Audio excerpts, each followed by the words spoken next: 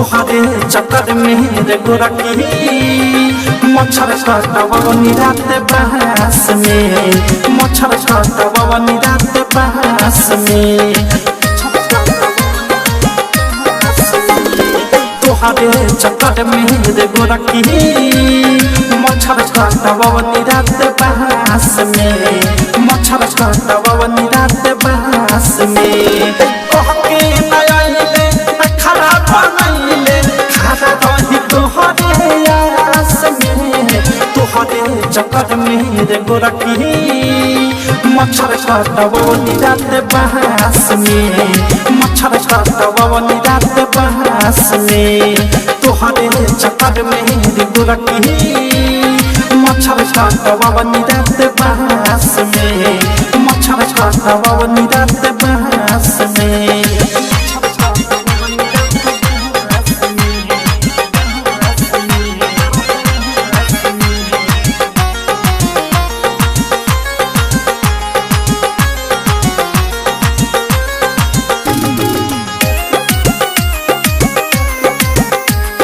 झूठ बोलले जाता रात काहे के कइले मिले के फेरा में रही खनौ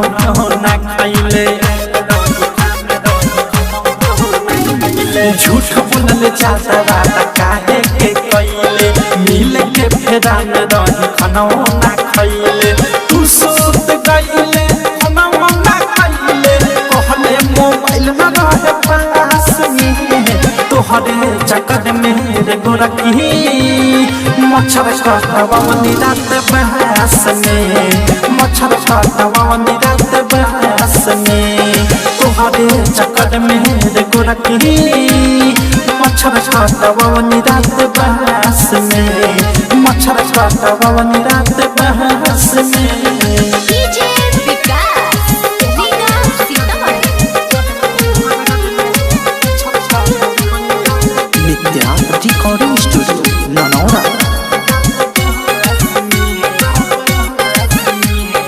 आशा दे निराशा कइलु मांग तानु माफी तोहरा कारनामा के दर्द भइले काफी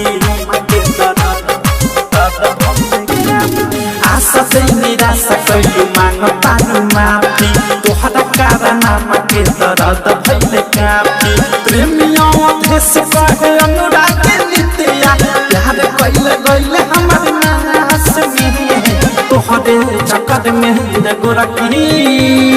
मच्छर काटवनी रात बहस में मच्छर काटवनी रात बहस में तोहरे चक्कर में रे गोरकी मच्छर काटवनी रात बहस में मच्छर काटवनी रात बहस में कहके नयाले खरा बनैले खरा रही तोहरे आस में तोहरे चक्कर में रे गोरकी मच्छर काटवनी रात बहस में मच्छर काटवनी रात बहस में तोहरे चक्कर में रे गोरकी मच्छर काटवनी रात बहस में